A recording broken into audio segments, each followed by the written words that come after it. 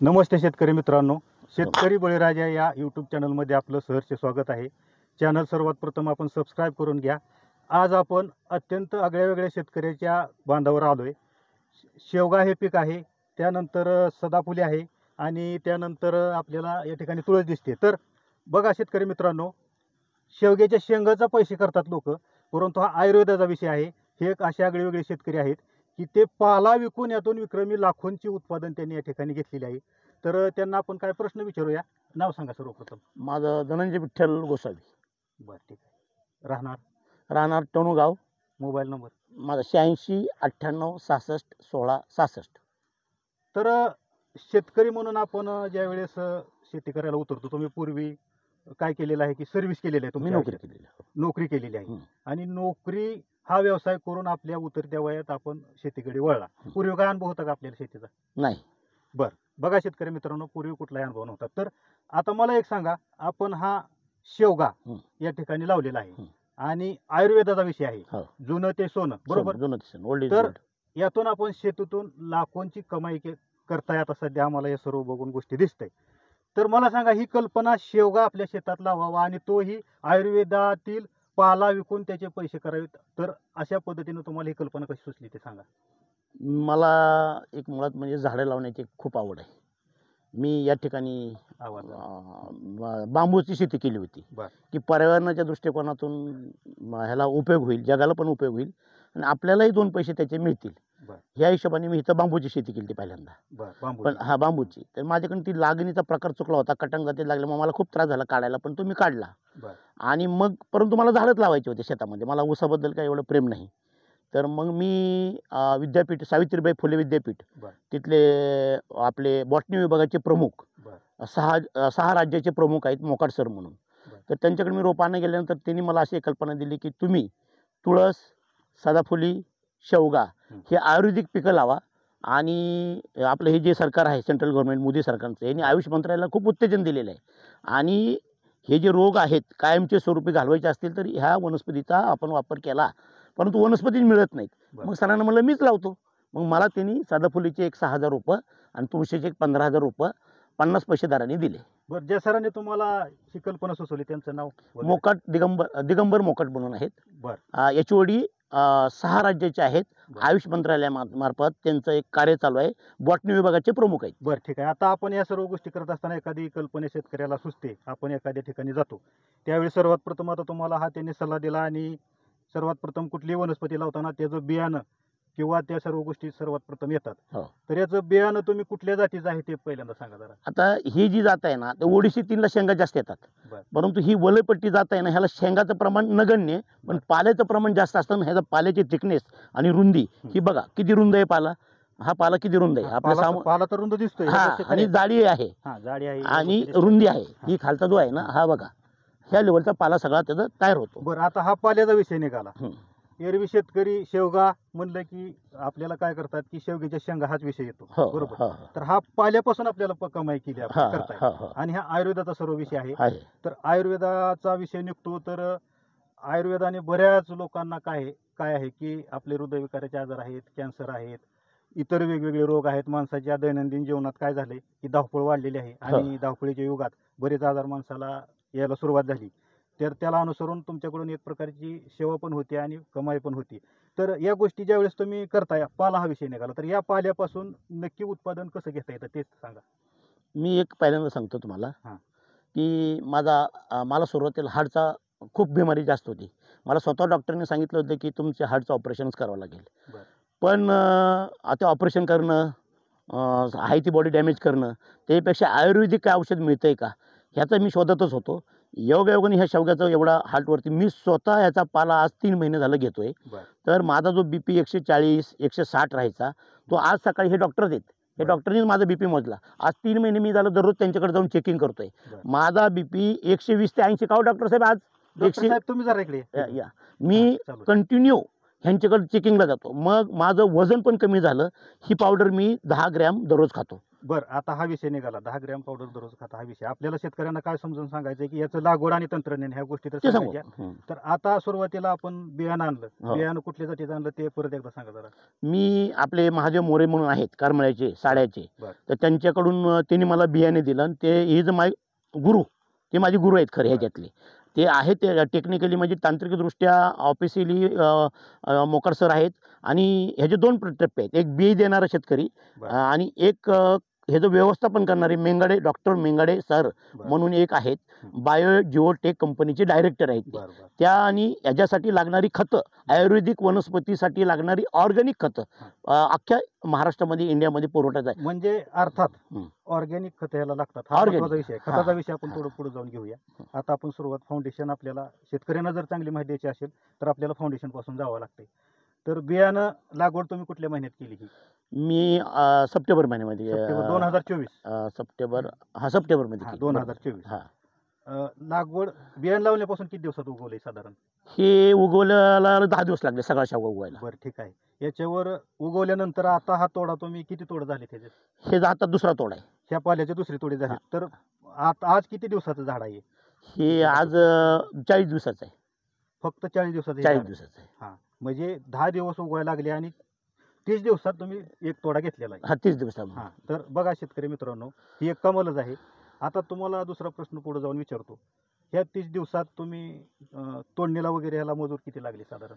10 मजूर 2 दिवस लागले होते. बरं, 10 मजूर 2 दिवस लागले. हा, ठीक आहे. 20 मजूर लागले 20 मजूर. एवढा तोडा करायला. तर हा. हे क्षेत्र किती आहे ते सांगा सर. हे 1 एकर क्षेत्र आहे. 1 एकर क्षेत्र आहे. आता हा. ही लागवडचा महत्वाचा मुद्दा काय असतो की लागवड किती बाय कितीवर आहे हे शेतकऱ्यांना माहिती पाहिजे. हे 4 फुटावरती सरी आहे. हा. आणि ह्याचा जो बोध आहे, हा. ह्या बोधावरती ऍक्च्युली 2 लाईनी घ्यायला पाहिजे. पण मी नवीनच असल्यामुळे क्षेत्रामध्ये माझ्याकडून 3 लाईनी झालेल्या आहेत. बरं, ते आता ठीक काही आहे, असू दे. 3 काय दिवसांनी. हरकत नाही. हा. काय हरकत नाही, आपण नंतर याची दुरुस्ती करूया. हा. आता बोधवरती आपण हा. लागवड केली हा. हा. आणि पुढे जाऊन प्रश्न येतो आता पाणी नियोजन महत्वाचं आहे. हा. तर पाणी नियोजन आपले मॅनेजर आहेत. हा. तर मला सांगा, पाणी याला जास्त लागतंय का कमी लागतंय, नक्की काय होतं? सगळ्यात कमी पाणी लागतं. हा? सर्वात जास्त कमी. तुम्ही किती तास पाणी देता याला? त्याला 8 दिवसात 3 ते 2 तास पाणी देतो. 8 दिवसातून किती देता? 8 दिवसात 2 ते 3 तास. बरं, 2 ते 3 तास. हा. आणि ड्रिप सिंचन मधून खत याला सोडताना ऑर्गॅनिक पद्धतीची खतं आहेत हा. असं सर सांगतायत. हो आहे. तर कुठली खतं सोडताय नक्की? सांगा सांगा जरा ते. ऑर्गॅनिक. Organic. ते ऑर्गॅनिक मध्येच आहे, याचं नाव सांगा जरा सर. हे ऑर्गॅनिक कार्बन. Organic carbon. हा. तर हे सोडायचं प्रमाण कसं असतं याचं? हे 1 एकरला 1 लिटर सोडायचं. बरं, म्हणजे दर 15 दिवसांनी सोडायचं. दर 15 दिवसांनी. हा. आतापर्यंत तुम्ही हे एक सोडलं आणि दुसरं काय आता सोडलं? दुसरी एक 10 तारखेला करायची. म्हणजे कापायच्या अगोदर 15 संक्रांत झाली की कापणार आहे आपण ना, बरं. म्हणून 10 तारखेला एक करायची. बरं, ठीक आहे. बघा शेतकरी मित्रांनो, हे पण ठीक. ऑर्गॅनिक आहे आणि ऑर्गॅनिक म्हणजे 0 बजेटमध्ये ही शेती जवळजवळ तुमची चाललेली आहे. हो. तर आता पुढे जाऊन विषय येतो, ह्या 30 दिवसात तुम्ही तोडा केला, 20 मजूर गेले हो. आणि एवढ्यात तुम्हाला उत्पादन किती झालं, पाला किती किलो मिळाला असं सांगता येईल का? सांगतो ना. हा. ह्याचं कसं आहे की ही पहिली कापणी आहे. पहिली कापणीला आपल्याला 200 किलो पाला निघाला. बरं. 200 किलो. तर आपण मोरे सर जे आहेत, त्यांना एक 35 किलो पाला विकला. बरं. आणि बाकीचा पाला विकण्याच्याऐवजी मीच पावडर खात होतो. बरं. मग मी म्हटलं आपण ह्याची पावडरच करू. बरं. आणि मी कसं गव्हर्नमेंटमध्ये काम केल्यामुळं मग बराचसा स्टाफ माझा ओळखीचा असल्यामुळं बरं. मग मी त्या लोकांना पावडर दिली, तर त्यांनाही फरक पडतोय. तर बघा शेतकरी मित्रांनो, पावडर आणि तुम्ही स्वतः या ठिकाणी प्रोडक्ट केलं म्हणताय, तर हो. त्याला मशीन वगैरे काय लागलं असेल? त्याला एक त्या मशीनची थोडक्यात माहिती द्या. हा, तिथे एक आपण एक 3 फेजची चक्की आणलेली आहे. बरं. म्हणजे जी भरडा करण्यासाठी आणली होती. बरं. माझ्याकडं म्हणजे पशु असल्यामुळं बरं. भरडा करण्यासाठी आणली होती. मग आमचं डोकं चाललं की ह्याला आपलं जर ज्वारीचं पीठ बारीक होतंय, मग हा का नाही बारीक होणार. बरं. मग आम्ही एक ट्रायल केली, माझ्या मिसेसनी आणि मेन म्हणजे हे 2 जण, बरं. हे माझे पुतणे. बरं. म्हणजे भरपूर नाही, थांबा, हा, त्यांना तुम्ही. थोडंसं काय विचारूया. ह्या तुमच्या हातात बोल ना, काहीतरी- बोल ना. तुमच्या हातात काहीतरी दिसतं, ही पिशवी आहे ना? हा, ही हा, खतं. तर हे काय नक्की आहे ती जरा सांगा प्रेक्षकांना. मोठं मोठ्याने बोला जरा. हा, बोला पटकन. ठीक आहे. Organic material organic material. हा, किती गोण्या सोडल्या आतापर्यंत आपण? 20 गोण्या सोडल्या. 20 गोण्या सोडल्या. 2 टायमाला 10. 2 टायमाला 10 गोण्या. हे ऑर्गॅनिक कशा पद्धतीने सोडता येते? आपल्या ड्रिप सिंचन मध्ये सोडता येते ओढून टाकलं. का बोतवर टाकले तुम्ही? बोधून टाकले. कशा पद्धतीने टाकले ते सांगा जरा. 100 ग्रॅम एक टाकलं का? हा, या बोतवर सगळं तुम्ही टाकून घेतले, कशा पद्धतीने टाकलं? 100 ते 150 ग्रॅम एका झाला. बरं बरं, एका झाडाला 100 ते 150 ग्रॅम. तर या ठिकाणी डॉक्टर आहेत आणि त्यांना आपण काय या डॉक्टर इकडे या जरा डॉक्टर. माझं मी येतोय तपासायला. तुम्ही तिथंच थांबा.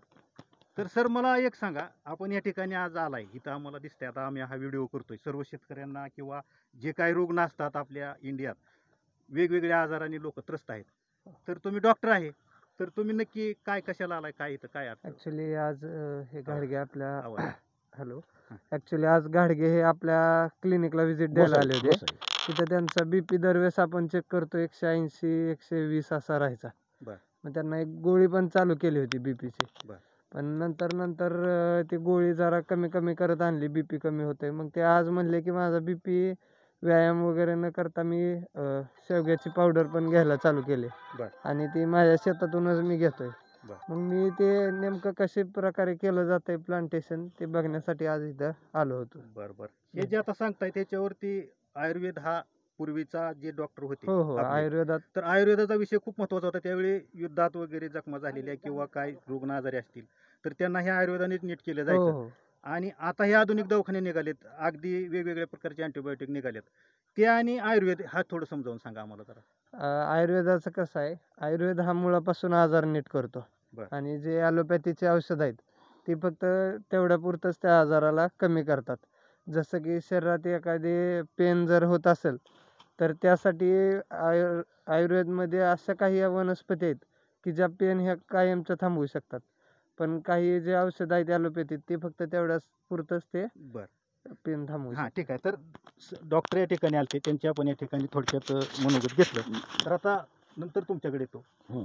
शेती व्यवसाय करत असताना शेतकऱ्याला बऱ्याच संकटाचा सामना करावा लागतो. ह्या टणू या गावामध्ये ऊसाशिवाय आम्ही काय 40 वर्ष बघितलं नाही आणि तुम्ही बाहेरून आलेले पाहुणेच आहात टणूचे, मूळ गाव काय तुमचं टणू नाही. आणि या गावात क्षेत्र साधारण तुमचं आता किती आहे? माझं क्षेत्र 22 एकर आहे. बरं, 22 एकर क्षेत्र आहे आणि आपण पूर्वी जॉब केलेला आहे, इंजिनियर होता असं तुम्ही सांगताय. शेती करत असताना शेतकऱ्याला तुम्हाला हे ज्या गोष्टी तुम्ही केल्या, शेवगा यातून उत्पादन तर चांगलं मिळवलंय, तर कशा पद्धतीने शेती केली पाहिजे असं शेतकऱ्याला तुम्हाला काय सांगायची इच्छा आहे? महाराष्ट्रातील तमाम शेतकऱ्यांना काय सांगायचं? मी महाराष्ट्रातील शेतकऱ्यांना एवढीच विनंती करतोय की हा पश्चिम महाराष्ट्रामध्ये पाणी याचं प्रमाण बऱ्यापैकी आहे. बऱ्यापैकी आहे. फक्त ऊस द्यायचा, कारखान्याच्या ताब्यात द्यायचा आणि सामान्य वाट बघत बसायची त्या बिलाची. ही रोकड कॅश आहे, हे पैसे आहेत. आता उद्या त्याला आज संध्याकाळी, सकाळी उद्या कापलं, संध्याकाळी माझ्या हातात पैसे येतात. म्हणजे जी दररोज लागणारा जे चलन आहे त्याच्यासाठी कुणी पण प्रत्येक शेतकऱ्यांनी 4 एकर 2 एकर जर जमीन असेल तर त्याच्यातून एक अर्धा एकर तरी शेवगा लावा, अर्धा एकर तुम्ही तुळस लावा, जेणेकरून तुम्हाला दररोजच्या गरजा भागवण्यासाठी कपडे लत्ता, मुलाचं शिक्षण हे घेण्यासाठी जे मिनिमम रिक्वायरमेंट, जसे सरकारी अधिकाऱ्याला पगार असतो तसं एक पगार टाईप ह्या दर महिन्याला मला पगार टाईप ह्याचे 60,000, शेवग्याचे 60,000 आणि तुळशीचे एक 50-60,000. तर आता तुम्ही तुळशीचा विषय घेतला, तिकडे थोडस नंतर बघूया आपण. आता शेवग्याचा विषय चालू आहे. हा शेवगा तुम्ही किती किलो निघाला सांगितलं? मला 200 किलो निघाला पाहिजे. 200 किलो. आणि ह्याला भाव कसा मिळाला तुम्हाला? मला 233 रुपये 40 पैसे किलो. ही पावडर ज्या डॉक्टर मेंगाडे सरांनी खताचं मला नियोजन सांगितलं, त्यांनाच दुग्ध उत्पादनासाठी वाढवण्यासाठी खताचा त्यांचा कारखाना, पशुखाद्याचा त्यांचा कारखाना आहे. सगळी पावडर माझी त्यांनी नेली. त्यांनी नेली. म्हणजे ह्या दरात 233 रुपये कॅल्क्युलेशन केलं तर 30 दिवसात या प्लॉटचं पावणे एकरातला प्लॉट आहे. हा, पावणे एकर. तर किती रुपये झाले? माझे 66,000 रुपये झाले. 66,000 झाले. आणि आपल्याला लागवडीला सर्वसाधारण किती खर्च आलाय? माझा आता लागण, बी बियाणं आणि खत हे सगळे माझ्या पहिल्या कापणीत नील झाले. बरं, ठीक आहे. आता पुढे जाऊन आपल्याला हे सांगणं अत्यंत आवश्यक आहे, हा शेवगा पीक किती दिवसापर्यंत आपण याचा पाल्याचं उत्पादन घेऊ शकतो? हे कंटिन्यू पीक कमीत कमी 5 वर्ष चालणार. 5 वर्ष चालणार. पुन्हा खोदाई नाही, बांधणी नाही, नांगरणी नाही, भरणी नाही, फक्त खत टाका, पाणी द्या. तर प्रामुख्यानं आता दुसरा विषय विचारतो, ज्यावेळेस आपण एखादं पीक करतो त्यावेळेस याच्यावर बरीच प्रकारचे रोग वगैरे येतात किंवा कीड नियंत्रण असते, बुरशी वगैरे असते, तसं काय तुम्हाला या 40 दिवसात येते? नाही, स्वतःच शेवगा आहे ना हा जंतुनाशक असल्यासारखं काम करतोय. म्हणजे याच्या पाल्याची फवारणी दुसऱ्या पिकावर केली तर त्याला संरक्षित करतो. म्हणजे त्यामुळेच माणसाला सुद्धा माणसाला संरक्षित करतो आणि ह्याच्यात पॉवर आहे ती. त्यामुळे ह्याच्यावर फक्त एक अटक हा कुठलाच येतच आतापर्यंत रोगच नाही आला. तर बघा शेतकरी मित्रांनो, अतिशय महत्वाची माहिती सर सांगतायत. आपण लक्षात घ्या, शेती करत असताना आपण जुन्या ढोबळ पद्धतीने शेती करतो, नवनवीन तंत्रज्ञान वापरून जर शेती केली तर नक्की परवडते. आणि आपण या शेवग्याची जी यशोगाथा आहे यांनी सांगितली, या गोष्टी आपल्याला अत्यंत दुर्मिळ आहेत, या कुठेच ऐकायला मिळणार नाहीत. अशा पद्धतीने तुम्ही लागवड तर करू शकताय. तर आता नंतर विषय येतो आपल्या, तुम्ही तुळस तुळस किती आहे साधारण? चला तर जाऊया तुळशीकडे आपण बोलू. ही जी तुळस आहे या तुळशीपासून तुम्हाला कुठल्या प्रकारचं पाल्याचाच याचा आपण तुम्ही घेताय ना? पाल्याचंच उत्पादन घेताय. घेऊन जावा ना, वास येतंय दिवसभर आता तुमच्या खिशात. तर बघा आता आपण तुळशीच्या प्लॉट मध्ये आलोय. हे तुळशी झाड दाखवा जरा. ही तुळशी. तर मला एक सांगा, हे तुळशीचा किती प्लॅन्ट आहेत साधारण? तुळस एक 30 गुंठे आहे आमची. बरं, 30 गुंठे तुळस आहे. या 30 गुंठ्यात किती रोपं लावलेत तुम्ही? 30 गुंठ्यामध्ये 15,000 रोपं लावलेत. 15,000 रोपं लावलेत. याचं बियाणं कुठल्या जातीचं आहे ते सांगा जरा. ही तुळशीमध्ये राम आणि कृष्ण. बरं. पण विद्यापीठाने आम्हाला राम तुळस दिलेली. ही जी आहे ती आपली राम तुळस आहे. बरं, राम तुळस आहे. तर याच्यापासून रुग्णांना कुठल्या प्रकारचा फायदा होतो किंवा काय होतो? ह्याच्यामध्ये हे तुळशीचं कसं आहे, हे पान, हे काडी आणि मंजुळा आणि मूळ, ह्याला पंचांग म्हणायचं. ह्या पंचांगाचे ह्याच्यापासून तेल काढलं जातं. तुळशीला आयुर्वेदातली राणी म्हणतात. आयुर्वेदातली राणी म्हणतात. हे तर प्रत्येक ठिकाणी हे तेल वापरलं जातं. तर बघा शेतकरी मित्रांनो, ह्या तुळशीचा पाला पण हे विकतायत शेतकरी. असे आगळे वेगळे शेतकरी आपल्या महाराष्ट्रात किंवा आमच्या पंचकृषीत तर पहिल्यांदाच आपण पाहतोय आणि आपल्याला याचा भरपूर फायदा होऊ शकतोय. आता ह्याचा तोडा वगैरे झालाय का? झाला, कटिंग झालंय. कटिंग झाल्यानंतर हे दुसरा फुटवा आहे आता. हे लावून किती दिवस झाले तुळस? ही सप्टेंबर मध्ये, त्याच्यानंतर एक 10 दिवसांनी लावली होती. बरं, ही पण कल्पना तुम्हाला तिथूनच विद्यापीठाचं आपण म्हणजे तंत्रज्ञान याला खूप. आणि मेंगडे सर. ठीक आहे. आता या तुळशीपासून पाला किती किलो निघाला सांगता येईल का आपल्याला? ह्याला 600 किलो पाला निघाला. 600 किलो. तर वाळलेला पाला 600 किलो निघाला. म्हणजे उत्पादन जादा निघाले. ऍक्च्युली तो 2 टन भरला असता, पण वाळून 6 किलो झाला. आता मला वलीलाच गिराईक भेटले. बर. आता वलीला गिराईक म्हणजे कस्टमर विक्रीसाठी याला काय धडपड करायची गरज नाही. याला आता माझ्याकडे माल शिल्लक नाही. मला 10 दिवसापासून ही वेटिंग वर आहे. हे जर ऑलरेडी आता नाशिकवाल्यांनी हे बुकिंग केलेलं आहे, त्यांना मी थांबायला सांगितलेलं आहे. नाशिकला 2 कस्टमर आहेत आपले, पुण्याला एक आहे आणि एक नवी मुंबई वाशीला एक आहे. तर बघा शेतकरी मित्रांनो, विक्रीसाठी याला कुठलीही धडपड करण्याची गरज नाही. थोडंसं तांत्रिक ज्ञान घेणं आवश्यक आहे आणि या संदर्भातले जे रोपं किंवा बियाणं आपल्याला देतात त्यांच्याकडूनच मार्गदर्शन घेऊन यांनी या सर्व विक्रीची व्यवस्था या ठिकाणी केलेली आहे. स्वतःची या ठिकाणी चक्की पण आहे आणि त्यातून ते पावडर पण याची बनवत आहेत. तर सर्वसाधारण या तुळशीपासून आपल्याला उत्पादन कॅल्क्युलेशन केलं तर किती लाखापर्यंत किंवा किती हजारापर्यंत गेले ते सांगता येईल का? तुळशी 90,000 झाली समजा. 90,000 आणि ते शेवग्याचे 70,000. 70,000. म्हणजे एक 2 महिन्याचं उत्पादन आपलं हे. 1.5 महिन्याचं. 2 महिन्यामध्ये मला 1.5 लाखाचं. 1.5 लाखाचं तर उत्पादन. आता आपल्याला इथं सदाफुली दिसते. आपण या जरा इकडे या सदाफुलीचा विषय घेऊ जरा थोडक्यात. एकाच प्लॉट मध्ये 3 प्रकारचे कांदा पण लागवड या ठिकाणी. ह्याच्यात कांदा आहे, इंटरनल क्रॉप. बरं, ते घेऊ नंतर. तर बघा शेतकरी मित्रांनो, आता ही सदाफुली आहे. सदाफुली आपण बघू शकता. अशा पद्धतीने सदाफुली. आता याच्यापासून काय होतं ते पण सरांना विचारूया. तर मला सांगा, शेतकऱ्यांसाठी हा महत्त्वाचा विषय आहे. एका प्लॉटमध्ये तुम्ही 3 प्रकारच्या वनस्पती या ठिकाणी लावलेल्या आहेत आणि याच्यापासून उत्पादन घेताय, पैसे कमवताय. आता एक 40 दिवसाच्या प्लॉटमध्ये तुम्ही त्या ठिकाणी 1.5 लाख रुपये कमवलेले आहेत. ह्या 1.5 लाख, आता हे तिसरं पीक आहे तुमचं सदाफुली. तर हा सदाफुलीचं बियाणं आहे का काय आहे नेमकं? सदाफुलीचे रोप सावित्रीबाई फुले विद्यापीठामधूनच आपण विकत आणले होते. त्यांनीच आपल्याला 50 पैशाप्रमाणे एक रोप आहे. रोप लावलं. किती रुपयाला रोप मिळाले? हे 50 पैशाला एक. 50 तुळस आणि हे सारखेच भाव. आणि इकडे दाखवा जरा. हे पण असं आता तुम्ही बेडवर लागवड केलेली आहे. बेडवरती. हे किती बाय कितीवर लागवड केली जाते एवढं? हे शेवगा हे सेमच. शेवगा 9 इंचावर लागण केलेली आहे. हा किती सदाफुली किती गुंठे? 10 गुंठे. इकडे घ्या.